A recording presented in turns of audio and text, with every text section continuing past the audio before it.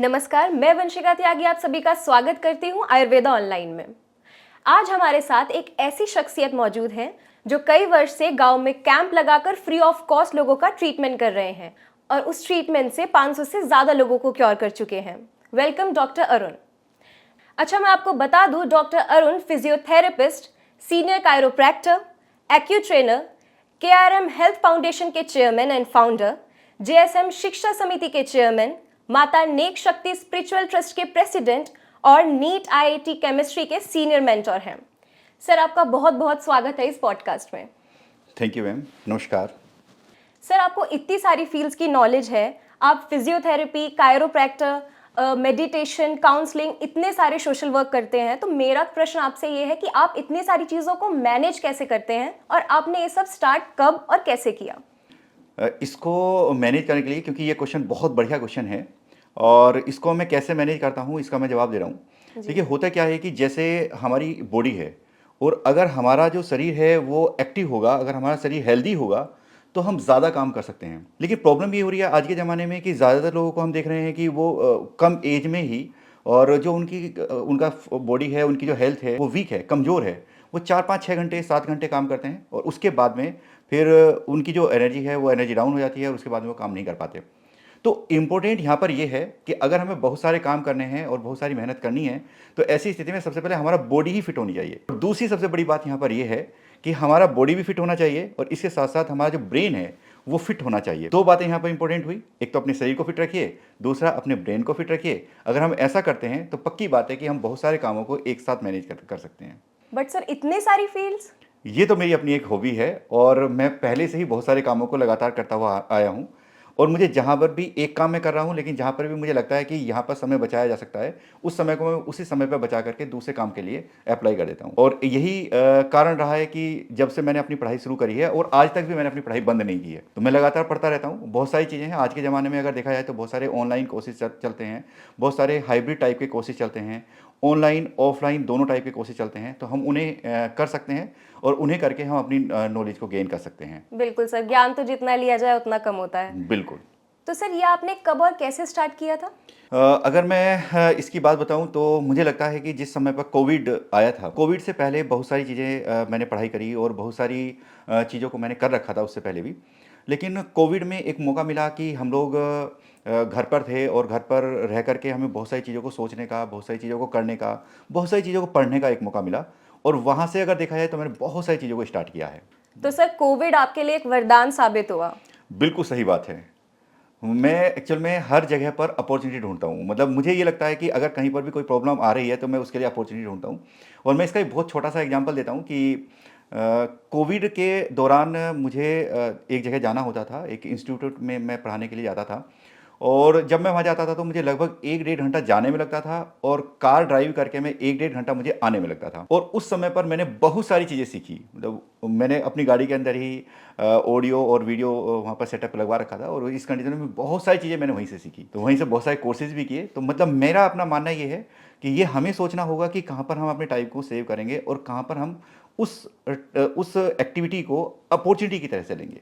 बिल्कुल सही बात है सर, बट एक ये था कि जब पेंडेमिक था तब लोग अपने रिलेटिव से भी दूर भाग रहे थे, मतलब सब एक दूसरे से दूर दूर थे और तब आपने ये चीज़ सोची, तो आपको खुद को डर नहीं लगा कि आपको भी कोविड आ सकता है या आपको भी कोविड हो सकता है?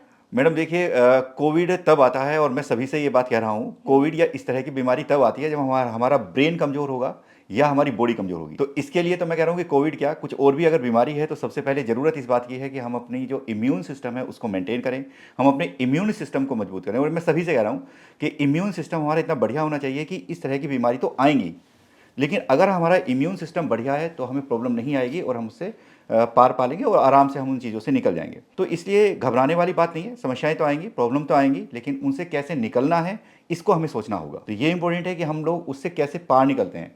बीमारियों को रोका नहीं जा सकता, बीमारियां आएंगी, लेकिन इंपॉर्टेंट ये है कि उन बीमारियों से हम लोग कैसे आगे निकलते हैं, उन बीमारियों को पीछे छोड़ करके हम कैसे आगे निकलते हैं, ये इंपॉर्टेंट है। और इसी ही टॉपिक में मेरी रिसर्च है, मेरे सारे काम इसी टॉपिक से रिलेटेड है। ये तो सर आपने बहुत अच्छी बात कही।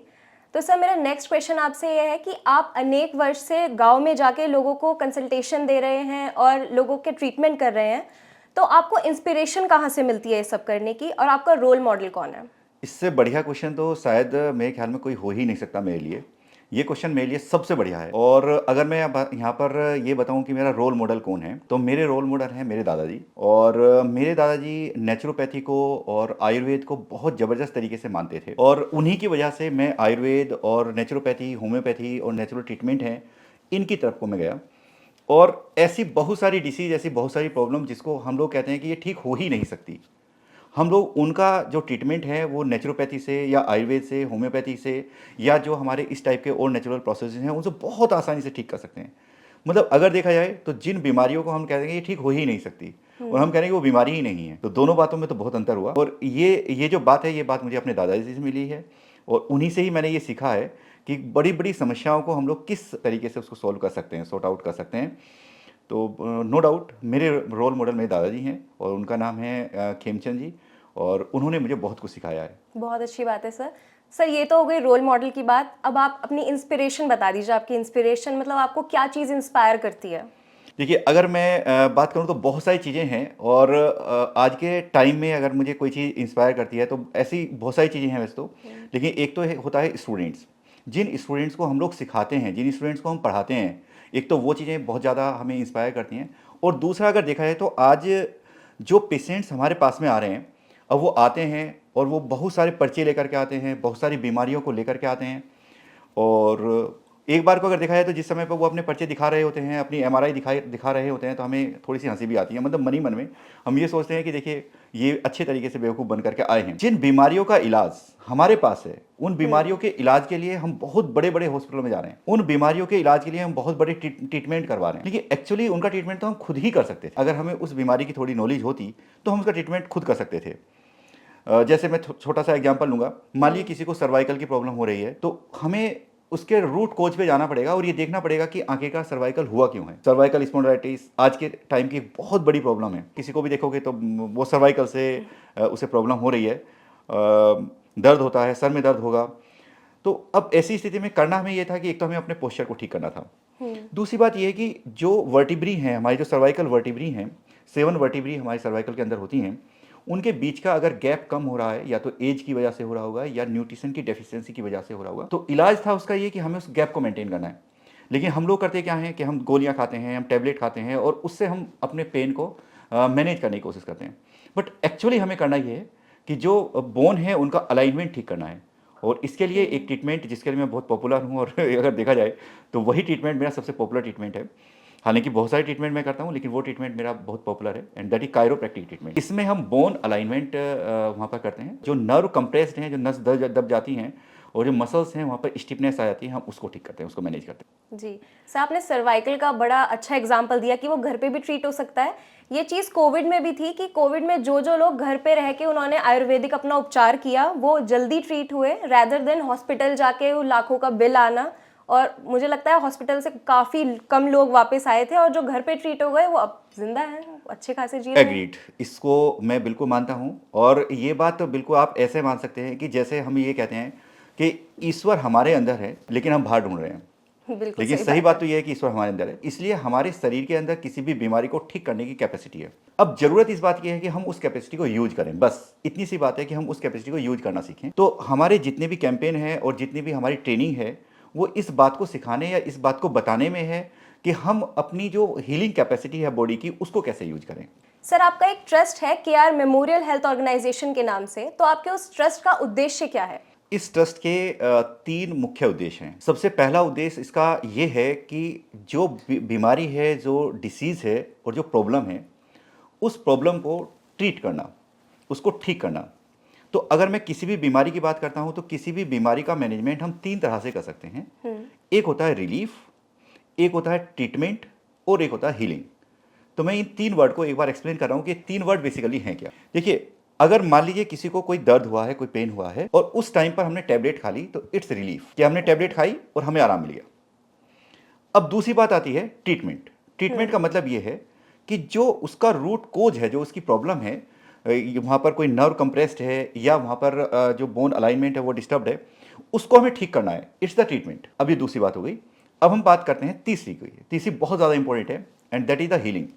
हीलिंग का मतलब ये है कि हम अपने ब्रेन को एक्सप्लेन करते हैं, हम ब्रेन को समझाते हैं कि भाई आपको क्या करना है, और हम ब्रेन को ही ऐसी इंस्ट्रक्शन देते हैं ताकि वो ऐसे जो केमिकल्स हैं, ऐसे मैसेंजर्स हैं, उनको रिलीज करे कि बॉडी उस बीमारी को अपने आप ठीक करे। इस बात को हम हीलिंग कहते हैं। तो मेरा जो मेन काम होता है वो ट्रीटमेंट और हीलिंग पर होता है। मेरे ट्रस्ट का पहला उद्देश्य ये है कि हम ट्रीटमेंट और हीलिंग पर काम करें, ये पहला उद्देश्य है।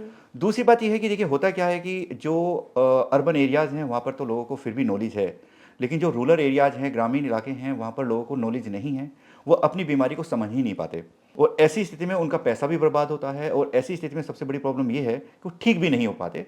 तो दोनों ही बातें, पैसा भी बर्बाद हो रहा है और ठीक भी नहीं हो रहे हैं। तो उनको गाइड करना, उनको समझाना, उनको बताना कि किस तरीके से आप कम पैसे में ही या बिना पैसे के ही ठीक हो सकते हैं, ये मेरे ट्रस्ट का दूसरा उद्देश्य होगा। एक और बात है, जो ग्रामीण क्षेत्र है, ग्रामीण क्षेत्र में अगर हम सोचें तो वहाँ पर बहुत सारे लोग ऐसे हैं कि उनके बच्चे होनहार हैं, लेकिन उनको पता ही नहीं है, ना पेरेंट्स को ये पता है कि उन्हें क्या करना है और कैसे आगे बढ़ाया जा सकता है, और ना ही बच्चों को पता है कि कैसे आगे बढ़ा सकता है। तो इसके लिए उनको गाइड करना, उनको बताना, तो ये मेरा शिक्षा संबंधित उद्देश्य है उसका। तो कुछ मेडिकल से संबंधित उद्देश्य है, सोशल एक्टिविटी से संबंधित मेरा ट्रस्ट के उद्देश्य हैं, और इसके साथ साथ मेरा एक उद्देश्य है कि जो बच्चे हैं उनका शिक्षा से संबंधित जो उद्देश्य है उनको हमें पूरा करना है। इसके लिए हमने बहुत सारे नॉर्म्स, रेगुलेशंस ट्रस्ट में बनाए हुए हैं और उसके अकॉर्डिंग हम वहाँ पर अपनी वर्किंग कर रहे हैं। जी, तो जैसा आपने कहा कि गांव में लोगों को पता नहीं होता, तो मुझे भी यही लगता है कि लोगों को ना प्रॉपर ट्रीटमेंट मिल रहा है, ना वो अवेयर हैं कि उनको क्या बीमारियां हैं। तो आप उन्हें कैसे अवेयर कराते हैं और आप क्या क्या ट्रीटमेंट करते हैं फिर? देखिए, सबसे बड़ी बात यह है कि अगर कोई भी एक प्रॉब्लम किसी को है और अगर हम एक सिस्टमेटिक एंड साइंटिफिक अप्रोच के साथ में ये एक्सप्लेन करते हैं कि उस बीमारी का कारण क्या है, तो ऐसी स्थिति में जब हमने कारण को एक बार समझा दिया तो फिर उनको समझने में आसानी होती है। जनरली होता यह है कि एक पेशेंट जब डॉक्टर के पास में जा रहा है तो डॉक्टर के पास में इतनी सारी भीड़ है कि इस कंडीशन में उसको पता ही नहीं चल पाता, वो डॉक्टर भी उसको प्रॉपर्ली समझा नहीं पाते क्योंकि उनके पास में या तो भीड़ ज़्यादा है और हमारे देश में वैसे भी डॉक्टर्स की तो कमी है। तो हमारा जो उद्देश्य है, हमारी जो टीम है, उस टीम का काम ये है कि वो इस बात को बताए, इस बात को समझाए कि भाई आपकी जो बीमारी है ये एक्चुअली है क्या और इसको हम कैसे ट्रीट कर सकते हैं। तो ये हमारा सबसे इम्पोर्टेंट है। तो हमारा जो तरीका होगा, वो जो तरीका होता है, वो तरीका यही होता है कि हम लोगों को समझाते हैं, बताते हैं कि एक्चुअली उनकी प्रॉब्लम क्यों क्रिएट हुई। ये तो सर बहुत अच्छी बात कही आपने। और हमने सुना है कि आप अपने कैंप के थ्रू गरीब बच्चों को, जो गांव के गरीब बच्चे होते हैं, उन्हें कोर्सेज की इन्फॉर्मेशन भी देते हैं। तो वो क्या क्या कोर्सेज होते हैं और कितने गरीब बच्चे आपके पास आते हैं? बिल्कुल सही क्वेश्चन, और मैं इसका जवाब दूंगा। एक्चुअल में होता क्या है कि जो गरीब बच्चे हैं या जो ग्रामीण बच्चे हैं, उनके लिए जो सबसे इंपॉर्टेंट बात है, क्योंकि मैं बात कर रहा हूँ यहाँ पर मेडिकल साइंस की, और मेरा जो उद्देश्य है वो मेडिकल साइंस के लिए लोगों को अवेयर करना है। अब ऐसी स्थिति में हम क्या करते हैं कि जो नीट का एग्जाम होता है, स्पेशली जिससे बच्चे डॉक्टर बनते हैं, तो हम नीट के की जो कंप्लीट इन्फॉर्मेशन है वो बच्चों को देते हैं। और जो ऐसे गांव के कुछ स्कूल्स हैं उसमें भी हम जा करके ये बताते हैं कि भाई नीट की तैयारी कैसे हो रही है और किस तरीके से हमें कॉलेज अलॉट होगा, किस तरीके से हम गवर्नमेंट कॉलेज को ले सकते हैं। तो मेरी खुद की बेटी भी एमबीबीएस कर रही है, तो ऐसी स्थिति में मुझे इस चीज़ का एक पूरा आइडिया भी है, और चूंकि मैं इस फील्ड से लंबे टाइम से जुड़ा हुआ हूँ तो मुझे खुद पता है कि किस तरीके से हम लोग नीट का जो एग्ज़ाम है उसको क्रैक कर सकते हैं और बच्चों को डॉक्टर बनाया जा सकता है। तो मेरा मुख्य उद्देश्य जो रहता है वो ये रहता है कि डॉक्टर कैसे बने। तो चूंकि चिकित्सा से संबंधित ही सारी बातें चल रही हैं, तो यहाँ पर स्पेशली मैं गाइड करता हूँ बच्चों को कि वो किस तरीके से नीट का एग्ज़ाम दे सकते हैं और किस तरीके से उसकी तैयारी कर सकते हैं, कहाँ कहाँ से उसकी तैयारी होती है। तो ये इन्फॉर्मेशन हम उनको फ्री ऑफ कॉस्ट प्रोवाइड करते हैं और एक सिस्टमेटिक अप्रोच के साथ में प्रोवाइड करते हैं। सर, ये तो बहुत नेक काम कर रहे हैं आप। सर, आपकी कुछ स्पेशल थेरेपीज भी हैं जो काफ़ी सक्सेसफुल हुई हैं, तो उन थेरेपीज के बारे में हमें कुछ बताइए। मैं हालांकि वो थेरेपी तो बहुत सारी हैं, लेकिन मैं कुछ थेरेपी के बारे में यहाँ पर बता रहा हूँ। जैसे एक थेरेपी है हमारी सर्वाइकल एडजस्टमेंट, तो non surgical cervical adjustment. Cervical की प्रॉब्लम लोगों को आजकल बहुत ज़्यादा होती है और सर्वाइकल पेन होता है, सर्वाइकल स्पॉन्डिलाइटिस की प्रॉब्लम है। तो उसमें हम जो सर्वाइकल की बोन हैं उनको और जो वहाँ की मसल्स हैं उनको रिलीज कर देते हैं। उसका नाम मैंने रखा हुआ है नॉन सर्जिकल सर्वाइकल एडजस्टमेंट। तो ये मेरी एक थेरेपी है जिससे, जो कि बहुत ज़्यादा पॉपुलर है और बहुत जल्दी ही हम सर्वाइकल की प्रॉब्लम में इसको ठीक कर लेते हैं। इसके अलावा अगर बात करें तो दूसरा है हमारा lumbar adjustment therapy, non surgical lumbar adjustment, यानी कि जो कमर के दर्द आजकल लोगों को होते हैं, जो बैक पेन लोगों को आजकल हो रहे हैं, तो हम उनको ठीक करते हैं और उनको ठीक करने के लिए उनका जो एडजस्टमेंट है, बोन का जो एडजस्टमेंट है वो करते हैं। इसी तरीके से एक है नॉन सर्जिकल नी एडजस्टमेंट, क्योंकि आजकल नी में बहुत प्रॉब्लम होती है और जी। घुटने एज के साथ में वैसे भी डैमेज होते हैं। तो जो घुटने का एडजस्टमेंट है, घुटनों को ठीक करना है, तो उसके लिए जो मेरी पॉपुलर थेरेपी है वो है नॉन सर्जिकल नी एडजस्टमेंट। मतलब हम सर्जरी की बात नहीं करते, हम बात कर रहे हैं बिना सर्जरी के हम अपनी जो ओरिजिनल चीज़ें हैं उनको कैसे बचा करके रख सकते हैं। और यहाँ पर मैं एक छोटी सी बात और भी कहूँगा कि ऑपरेशन कोई समाधान नहीं होता। ऑपरेशन, पहली बात तो ऐसी नौबत ही नहीं आनी चाहिए कि हमारे ऑपरेशन की जरूरत पड़े इन बीमारियों के लिए, पहली बात है। और दूसरी बात यह है कि देखिए, एक बार अगर ऑपरेशन हो गया तो बहुत सारी ऐसी थेरेपी है जो कि उसके बाद में काम में आएंगी ही नहीं, उसके बाद में हम अच्छा। थेरेपी को कर ही नहीं सकते। तो इसलिए हमें ऑपरेशन से बचना है, और असली तो असली होता है, चाहे दर्द हो रहा हो या दर्द नहीं हो रहा हो। तो जो नी है वो है, सर्वाइकल है या कमर का दर्द है, ऑपरेशन से बचाना और अपनी स्पेशल टेक्निक से उनको ठीक करना, ये हमारा मुख्य उद्देश्य रहता है। जी सर, आप बिना सर्जरी के आप वो ट्रीटमेंट दे ही रहे हैं। सर, मेरा एक और क्वेश्चन है कि ये कितनी सिटिंग में ये थेरेपीज काम करती हैं? बिल्कुल सही क्वेश्चन है, क्योंकि बहुत सारे दर्शक भी इस बात को सोच रहे होंगे कि भाई कितनी सिटिंग की जरूरत पड़ती है। तो देखिए, एक सीधी सी बात है, अगर मान लीजिए किसी का दर्द अभी नया है बिल्कुल, तो ऐसी स्थिति में क्या है कि डैमेज नहीं हुआ, जो बोन है वो थोड़ी इधर उधर हो गई और अभी डैमेज नहीं हुआ है, जो लिगामेंट्स हैं, टेंडन्स हैं, नर्व हैं, उनको लॉस नहीं हुआ, ऐसी स्थिति में एक थेरेपी की जरूरत पड़ सकती है। जनरली तो एक ही थेरेपी में ठीक हो जाते हैं, या भी हो सकता है कि हमें 2 3 4 सिटिंग की जरूरत पड़ जाए, इससे ज़्यादा की जरूरत नहीं पड़ेगी। लेकिन अब अगर 10 साल पुराना कोई दर्द है, 20 साल पुराना दर्द है, 15 साल पुराना दर्द है, तो अब ऐसी स्थिति में क्या होगा कि वहाँ पर जो लिगामेंट्स हैं, टेंडन्स हैं, उनको लॉस हो गया है। अब ऐसी स्थिति में अगर हम बोन का एडजस्टमेंट कर भी देंगे, लेकिन वहाँ पर जो मसल्स हैं, लिगामेंट्स हैं, टेंडन्स हैं, वो वीक हो चुके हैं, तो ऐसी स्थिति में हमें लंबी थेरेपी की जरूरत पड़ेगी, दवाइयों की जरूरत पड़ेगी। दवाइयाँ इन द सेंस आयुर्वेदिक की, हम आयुर्वेदिक दवाइयाँ हैं, होम्योपैथिक दवाइयाँ हैं, इस टाइप के ट्रीटमेंट की हमें जरूरत पड़ेगी। और पक्की बात है कि उनमें थोड़ा सा समय ज़्यादा लगेगा और कुछ ज़्यादा सिटिंग्स की वहाँ पर जरूरत पड़ेगी, लेकिन ये पक्की बात है कि आराम तो मिलेगा ही मिलेगा। मैं यहाँ पर एक छोटी सी बात और कहना चाहूँगा कि आजकल के ज़माने में ज़्यादातर सर्जरी की तरफ को लोग क्यों चले जाते हैं।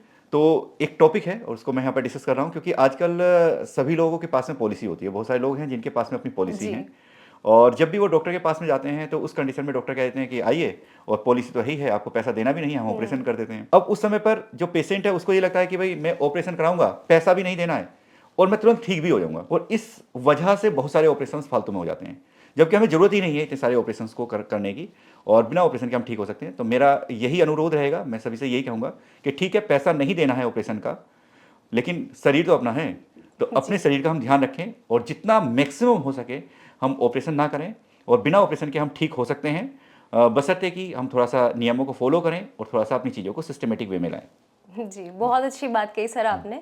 सर, मेरा एक क्वेश्चन ये है कि आपका जो ट्रस्ट है उसकी फ्यूचर प्लानिंग क्या है? फ्यूचर प्लानिंग ये है कि जो हमने लाइन बनाई है, जिसके ऊपर हम लगातार काम कर रहे हैं, तो उनको और ज़्यादा अच्छे तरीके से हम कर पाएँ, हमारी जो टीम है वो टीम एक बड़ी टीम बने। तो मैं लगातार अपनी टीम को बढ़ाने का प्रयास कर रहा हूँ, और अच्छे अच्छे लोगों को मैं अपनी टीम में जोड़ रहा हूँ। बहुत सारे लोग हमारी टीम में जुड़ चुके हैं, और कुछ ऐसे हैं जिनको हम जोड़ने की हम तैयारियों में हैं।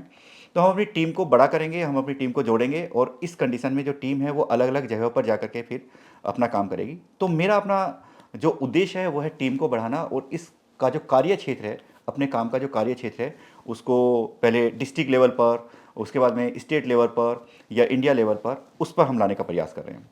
Okay sir. Sir, last but not least, जैसे सर्दियाँ आ रही हैं और सर्दियाँ अपने साथ काफ़ी सारी बीमारियाँ लेकर आती है, तो हमारे दर्शकों को कुछ ऐसी टिप्स दीजिए ताकि वो इन सर्दियों की बीमारियों से बच सके।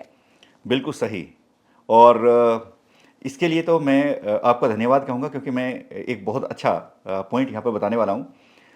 जैसे मैं कहता हूँ कि दर्द हमारा दोस्त है। अब ये बड़ी अजीब सी बात है कि मैं कह रहा हूँ कि दर्द हमारा दोस्त है। एक्चुअली क्या है कि अगर हमें कहीं पर भी कोई दर्द हो रहा है तो इसका मतलब ये निकला कि हमारा शरीर हमें बता रहा है कि वहाँ पर कोई प्रॉब्लम है, तो हमें उस प्रॉब्लम को ठीक कर लेना चाहिए। बस अब हम क्या कर रहे हैं, हम ये कर रहे हैं कि दर्द हुआ तो हमने गोली खा करके दर्द को चुप कर दिया, जबकि दर्द तो दोस्त था, उसने तो आपको बताया है कि भाई यहाँ पर शरीर में कोई गड़बड़ी हुई है, तो उसको ठीक करिए। सेम उसी तरीके से जैसे आपने कहा कि सर्दी आ रही है, अब मैं उसका जवाब दे रहा हूँ। एक्चुअल में होता क्या है कि जब सर्दी आती है तो आपने देखा होगा कि हमें जुकाम होता है, हमारी नाक चल जाती है। तो एक्चुअली अगर जुकाम हो रहा है, नाक चल रही है, ये तो नेचुरल प्रोसेस है, ये गलत नहीं है। बेसिकली जो हमारी बॉडी है वो रिएक्ट कर रही है और वो अपने आप को मैनेज करने की कोशिश कर रही है, लेकिन वहाँ पर होगा क्या कि हम कुछ एंटीबायोटिक खा करके या कुछ ऐसा खा करके अपनी जो इम्यून सिस्टम है उसको वीक करने की कोशिश करेंगे। ये नहीं करना हमें।